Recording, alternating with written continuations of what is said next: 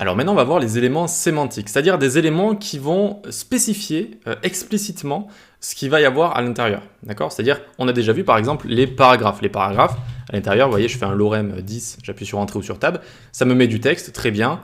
Tout le monde s'attend à avoir du texte, les liseuses d'écran, les robots de Google, etc., etc. Donc c'est très bien comme ça.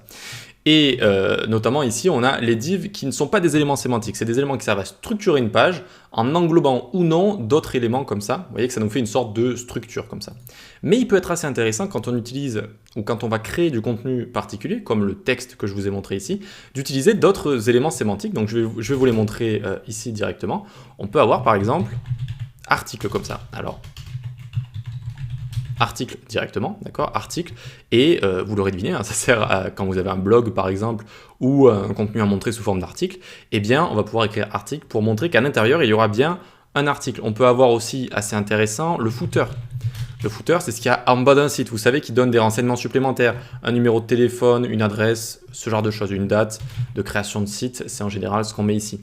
On peut avoir figure qui rajoute du contenu à une image, en fait, qui sert un petit peu de label pour labelliser un petit peu une image.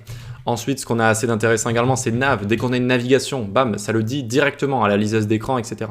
Et là, il faut que je vous parle de quelque chose de très intéressant, de très important, c'est l'accessibilité dans le développement web.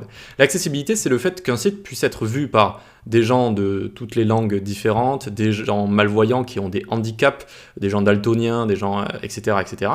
Et alors non seulement c'est bien au niveau humanisme, hein, tout simplement, altruisme, de faire des sites adaptés à tout le monde, mais aussi si vous n'êtes pas altruiste, eh bien Google note très violemment et de plus en plus méchamment les sites qui ne sont pas bien accessibles. D'accord? Donc je vais vous montrer, on va vraiment avoir une partie hein, sur l'accessibilité, mais sachez que créer des éléments comme ça, sémantiques, d'accord? Donc des éléments sémantiques, ça c'est que des blocs à chaque fois, c'est comme des divs si vous voulez, mais avec un nom, si vous voulez, c'est des divs avec un nom comme ça. Sinon c'est exactement la même chose, c'est juste un élément bloc.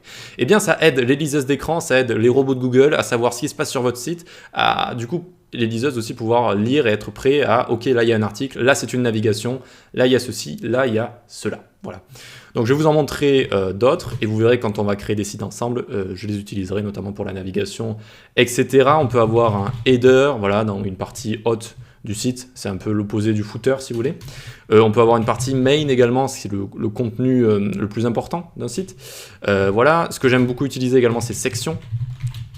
Les sites, je les découpe en sections en général, on les découpe en sections, et du coup, eh bien, on va pouvoir faire plusieurs sections suivant ce qu'on a envie de montrer. Ça aussi, c'est assez intéressant. Donc, ça me vient comme ça. Sinon, on a également Summary, par exemple. Donc voilà, je vous ai montré les plus intéressants à utiliser. Également, on va avoir donc des balises HTML qu'on va découvrir par la suite, notamment pour créer des listes. Vous allez voir qu'on utilise UL. Et en fait, UL va avoir un rôle semi-sémantique, elle va rajouter du CSS également. Vous verrez, on va le voir juste dans quelques vidéos. Et c'est des balises, si vous voulez, semi-sémantiques et semi qui vont rajouter du CSS. Donc, on pourrait s'en passer en utilisant des divs à la place d'une liste, mais justement non, il faudrait, dans la plupart des cas, dans la mesure du possible, tout le temps utiliser UL pour les listes. Voilà, donc on y reviendra ensemble. Voilà donc pour les éléments sémantiques, des éléments qui renseignent sur ce qu'il va y avoir à l'intérieur pour l'accessibilité de votre site à tout le monde, et donc pour qu'il soit plus apprécié de Google notamment et des navigateurs de manière générale, et donc pour que vous apparaissiez in fine tout en haut des résultats de recherche, c'est ce qu'on espère tous. Allez, on passe à la suite.